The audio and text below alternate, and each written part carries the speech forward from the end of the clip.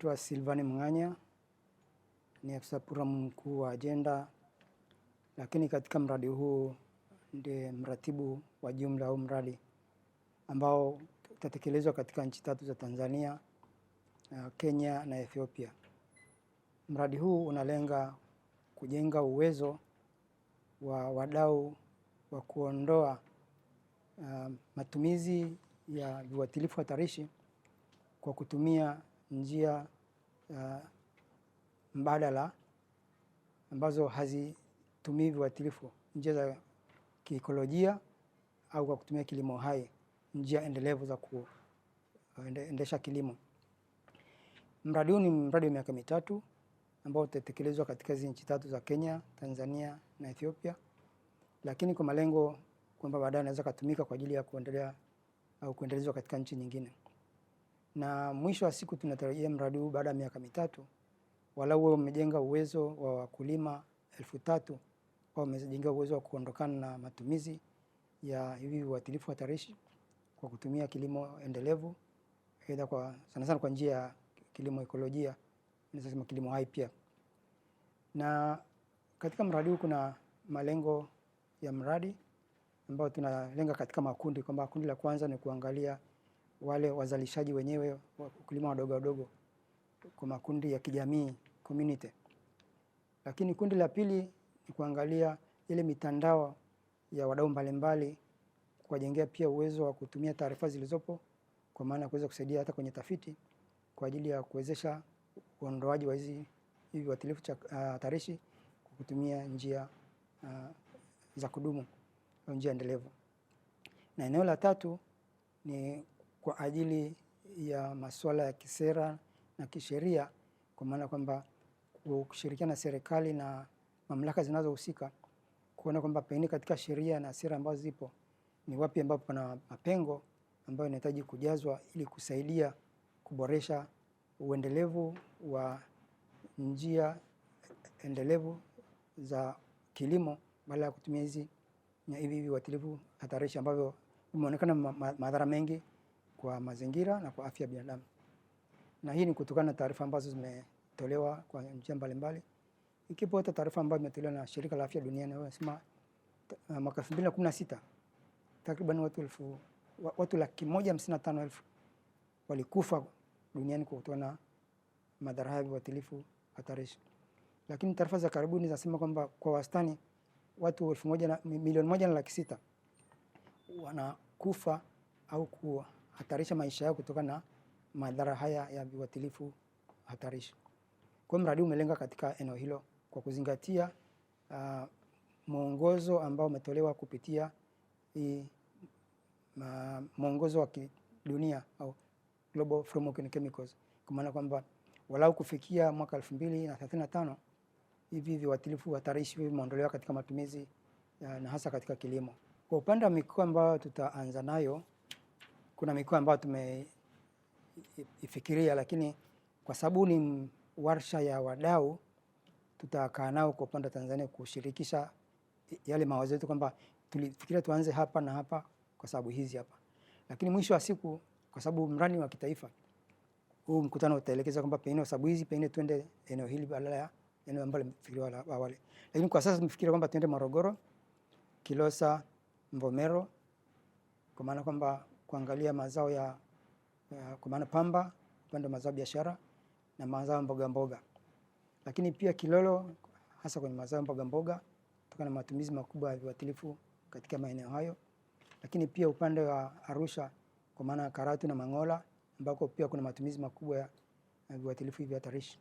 Kwa hiyo tumelenga leo katika maeneo machache ya kuanza nayo, lakini mwisho wa siku tutapata ridhaa ya huu mkutano sasa, ndio hii warsha, kwa sababu ndio warsha ya wadau ambao inazindua mradi, lakini pia kutoa mwelekeo sahihi wa pamoja katika utekelezaji wa mradi. Jitihada za serikali zipo, kwa maana kwamba hata mradi tu wenyewe kwanza kupitishwa lazima kupata ridhio au kuidhinishwa na serikali, kwa maana kwamba wakati tunaandika ile andiko lazima kila nchi ambayo imehusika kupata idhinisho la serikali.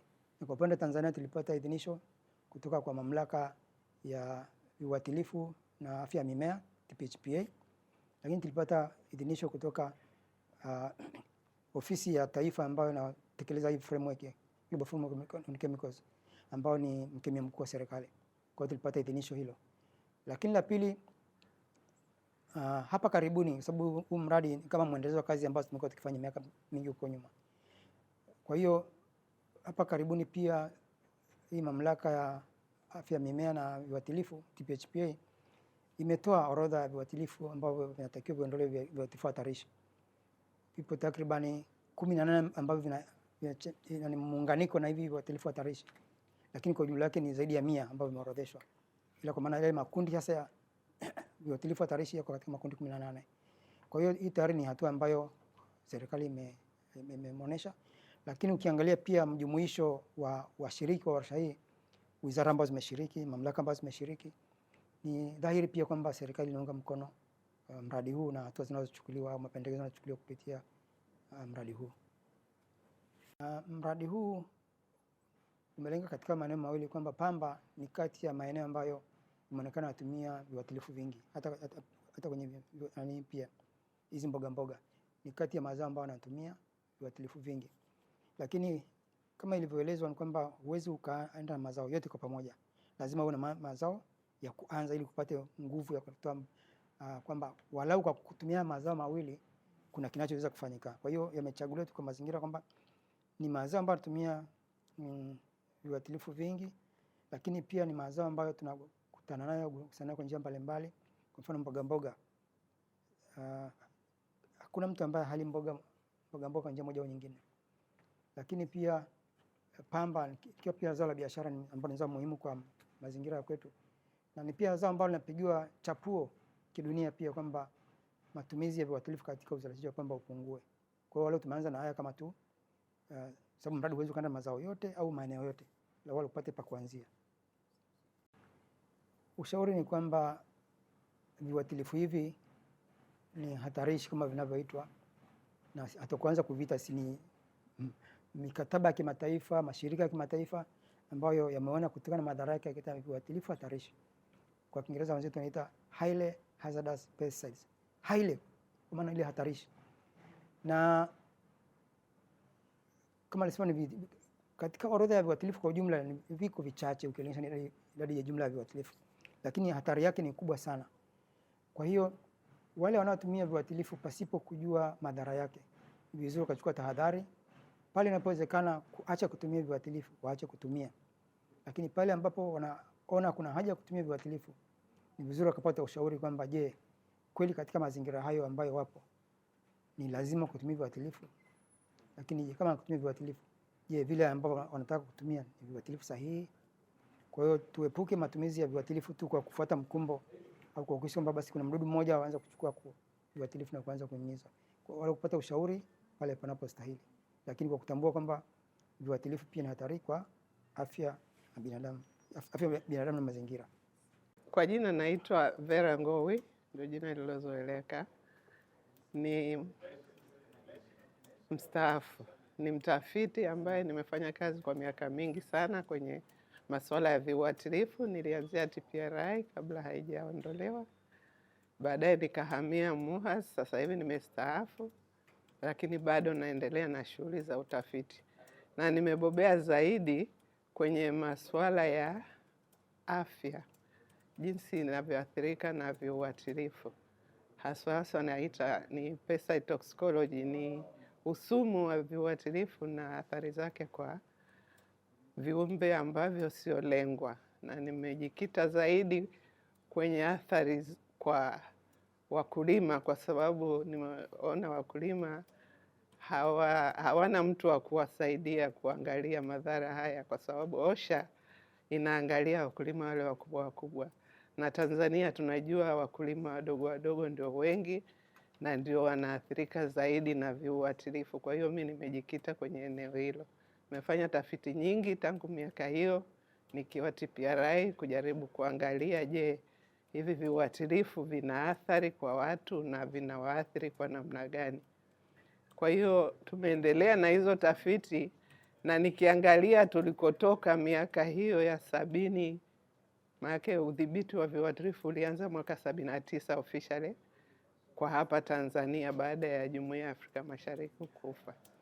Sasa nikiangalia madhara ya viuatilifu na afya, naona kama matatizo ya kiafya yamekuwa makubwa sana na yanazidi kuongezeka, yakiwa ni sawa na uongezekaji wa viuatilifu. Viuatilifu, aina za viuatilifu nazo zimeongezeka kwa sababu viuatilifu ni soko, ni biashara. Umuhimu wake unachagizwa na wafanyabiashara kwa kuambia watu kwamba wanalazimika kutumia viuatilifu ili waweze kudhibiti visumbufu. Lakini tukiangalia maisha ya kawaida, si kweli kwamba hatuwezi kuishi bila viuatilifu, kwa sababu ukiangalia taarifa za serikali wanaonyesha kwamba ni 27% tu ya wakulima ambao ni watumiaji wakubwa wa viuatilifu. Kwa hiyo kuna 70% ambao hawatumii viuatilifu. Lakini Tanzania sasa hivi hatuwezi kusema kwamba tuna njaa, kwa sababu tunalisha watu wetu wenyewe na bado tunauza nje. Sasa kama 70% ambao hawatumii viuatilifu kwa wingi wanaweza kuzalisha wakalisha nchi na bado wakauza nje, kwa nini tunapambania wakulima wale 26% wanaotumia viuatilifu kwa kujaribu kuwashawishi wale 70% wasiotumia watumie, badala ya kuhamisha kuangalia, je, hawa 70% ambao hawatumii wanalimaje? Hao ndio wanaolima kilimo endelevu, yani tuseme wanakaribia kilimo hai kwa sababu hawatumii viuatilifu kwa wingi. Inategemea, ukizungumzia kuathirika maeneo, mimi naangalia afya na haijalishi kwa sababu sio wakulima peke yao wanaathirika. Wakulima wanaathirika zaidi kwa sababu wanagusana na viuatilifu moja kwa moja, lakini wanaathiri Watanzania wote kwa sababu vile wanavyolima wanaviwekea sumu, vinaliwa na wananchi wote wanaathirika. Nitoe mfano, miaka ile ya 70, mimi nilikuwa na shangazi yangu alikuwa nesi. Amefanya kazi ya nesi akapata kisukari. Kile kisukari kilimpofusha kwa sababu hakujua kisukari ni nini. Wakati ule diabetes ilikuwa sio kitu cha kawaida, yani haikuwa common. Mpaka akapofuka bila kujua tatizo ni sukari. Sasa hivi ukiangalia karibu nyumba zote, hakuna nyumba ambayo haina mtu mwenye sukari. Na viuatilifu ni vingi sana tunavyotumia ambavyo vinaingilia mifumo ya homoni hiyo ambayo inasababisha mtu kupata kisukari. Sasa hilo ongezeko la wagonjwa wa kisukari na ongezeko la viuatilifu vinavyosababisha hiyo ni kitu ambacho kinatakiwa kituamshe, tuone kwamba viuatilifu ni hatari kwa afya zetu. Vile vile tuna tafiti nyingi ambazo sasa hivi tumesha publish zingi kuangalia athari kwa wamama, kwa sababu wamama zamani walikuwa hawajishughulishi sana na viuatilifu moja kwa moja. Sasa hivi ndio wanaolima mboga kwa wingi, na wengine wanagusana na viuatilifu katika kuvipulizia, wengine katika kuvuna na vitu kama hivyo. Sasa wamama ni wazazi, anapogusana na kiuatilifu hakimuathiri yeye peke yake, kinaathiri pia kile kiumbe ambacho kiko ndani yake. Muhimbili tumefanya tafiti sana sasa hivi kujaribu kuangalia wamama wanaogusana na viuatilifu na watoto wanaozaliwa, wengine njiti. Imeonyesha kabisa kwamba wale wamama ambao wanagusana na viuatilifu, uwezekano wao wa kuzaa watoto njiti kwa 2%, tuseme wale wasiogusana labda ni 2% tu ndio wanazaa watoto njiti. Wale wanaogusana na viuatilifu 11% wana uwezekano wa kuzaa watoto njiti. Kwa hiyo tunaona sasa ile athari haiko kwa mama peke yake, sasa inaathiri watoto. Halafu vile vile kuna utafiti mwingine tumefanya pia MUHAS kuangalia watoto wanaozaliwa na wamama ambao wamegusana na viuatilifu wana maendeleo gani, yani neurobehavior, ina affect kwenye elimu. Kwa hiyo tumeangalia watoto wale ambao ndio wako chekechea, wale miaka 4 hadi 6 wanaathirika namna gani. Tukiangalia athari yake pia ni kubwa kwa watoto wale ambao wana wazazi ambao wamegusana na viuatilifu. Kwa hiyo tafiti zipo kwa sasa Tanzania.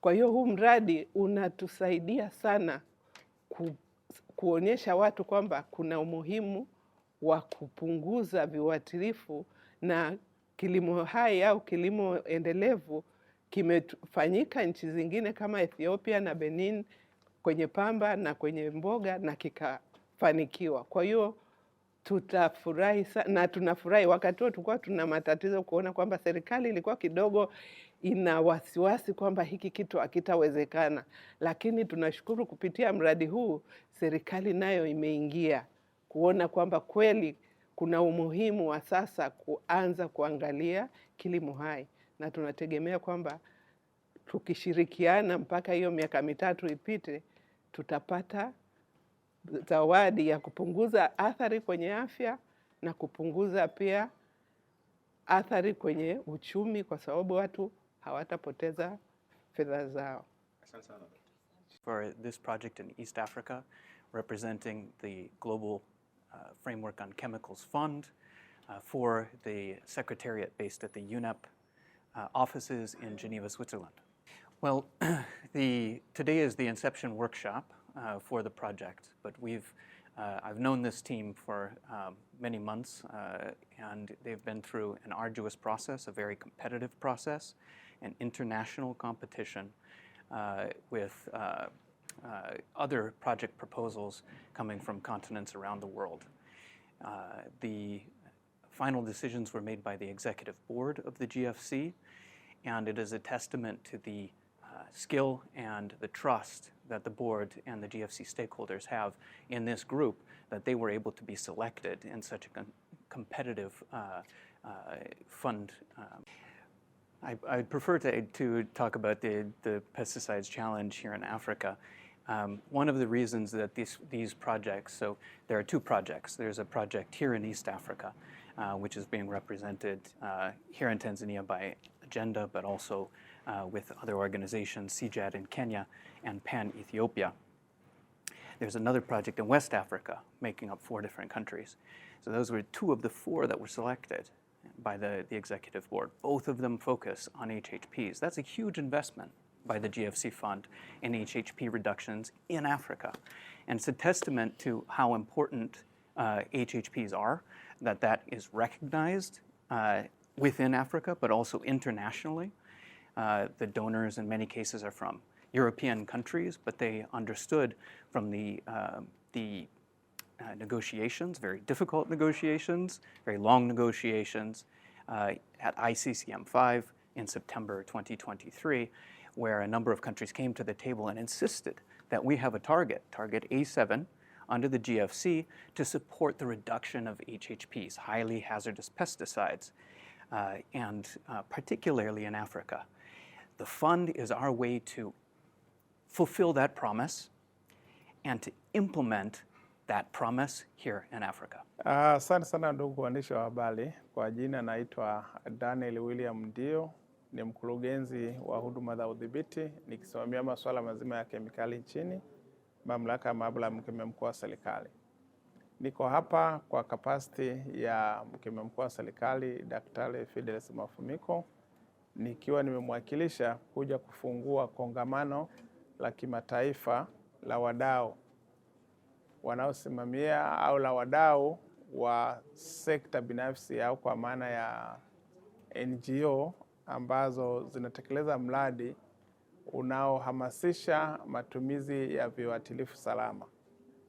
Mradi huu ni sehemu ya utekelezaji wa jukwaa la kimataifa la usimamizi na udhibiti wa kemikali na kemikali taka ambalo liliidhinishwa mwaka 2023 na kuidhinisha utekelezaji wa masuala mbalimbali ikiwemo kuweka utaratibu wa kuendesha miradi ambayo itakuwa inawezesha matumizi salama ya kemikali na kemikali taka.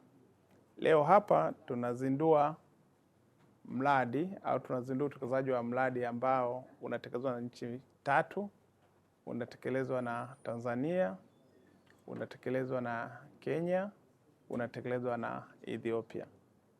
Nchi hizi kupitia NGO ambazo ziko ndani ya hizi nchi ziliwasilisha maombi kwenye mkakati au kwenye bodi ya mkakati wa kimataifa unaohusu masuala ya kemikali kuomba kutekeleza mradi ambao utawezesha matumizi salama ya viuatilifu na kuondoa viuatilifu hatarishi ili kuanza kutumia viuatilifu ambavyo ni salama zaidi. Tuko hapa leo tukiwa ni wadau wa ndani ya nchi, lakini vile vile tukiungana na wenzetu ambao ni partner au ni washirika katika utekelezaji wa mradi huu kutoka nchi ya Kenya na kutoka nchi ya Ethiopia. Lakini vile vile tuna wenzetu ambao wamesafiri kutoka Uswisi Geneva kwenye secretariat na bodi ambayo inatoa ufadhili wa kutekeleza huu mradi. Mradi huu mwelekeo wake ukianza utekelezaji wake baada ya kuzindua leo unalenga kuondoa matumizi ya viuatilifu hatarishi ambavyo vina madhara makubwa kwa afya na mazingira na kuwezesha kuanza matumizi ya viuatilifu ambavyo ni salama zaidi katika masuala mazima ya afya na mazingira, na hivyo kupelekea kulinda mazingira yetu, lakini vile vile kuweza kulinda afya ya vizazi vilivyopo na vizazi vijavyo.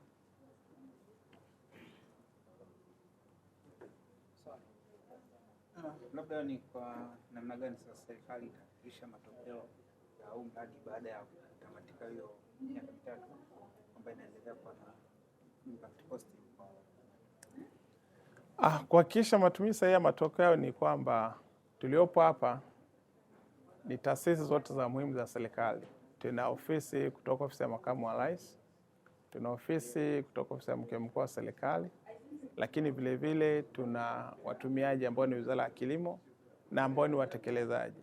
Kwa hiyo matokeo yatakayotokana na mradi huu, kwa kuwa mradi huu ni shirikishi, yatawezesha kuweka maboresho katika maeneo mbalimbali ya maamuzi, ikiwemo sera mbalimbali ambazo zinaelekeza matumizi salama ya viuatilifu, ambavyo kuondoa matumizi ya viuatilifu ambavyo ni hatarishi na kuanza kutumia viuatilifu ambavyo ni salama kwa afya na mazingira. Kwa hiyo kwa kuwa wadau wakubwa ambao ndio watekelezaji, hasa Wizara ya Kilimo ambao wanahusika na viuatilifu, lakini na ofisi kuu, ofisi ya makamu wa rais, tunaamini utekelezaji wa yale ambayo yatatokana na mradi huu na kutolewa kama mapendekezo, serikali itaweza kuyafanyia kazi.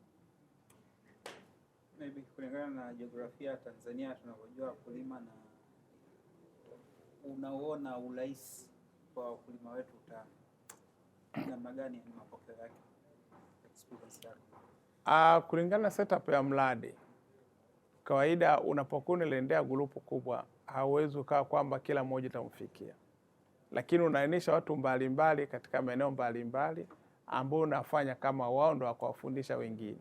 Kwa hiyo unakuwa na grupu la watu ambao utawapa elimu sahihi katika maeneo mbalimbali, na wao sasa watatumika kama ndoneni, kama njia kuweza kuwafikisha wengine walioko chini zaidi. Kwa hiyo hatofikia Mtanzania kila mmoja, lakini tutakuwa na wadau ambao wameainishwa kutoka kila maeneo ambao viuatilifu hatarishi vinatumika ili kuwapa elimu sahihi, na hao ndio wanatumika kama mabalozi wa kufikisha ujumbe wa matumizi salama kwa grupu kubwa katika maeneo ya kazi.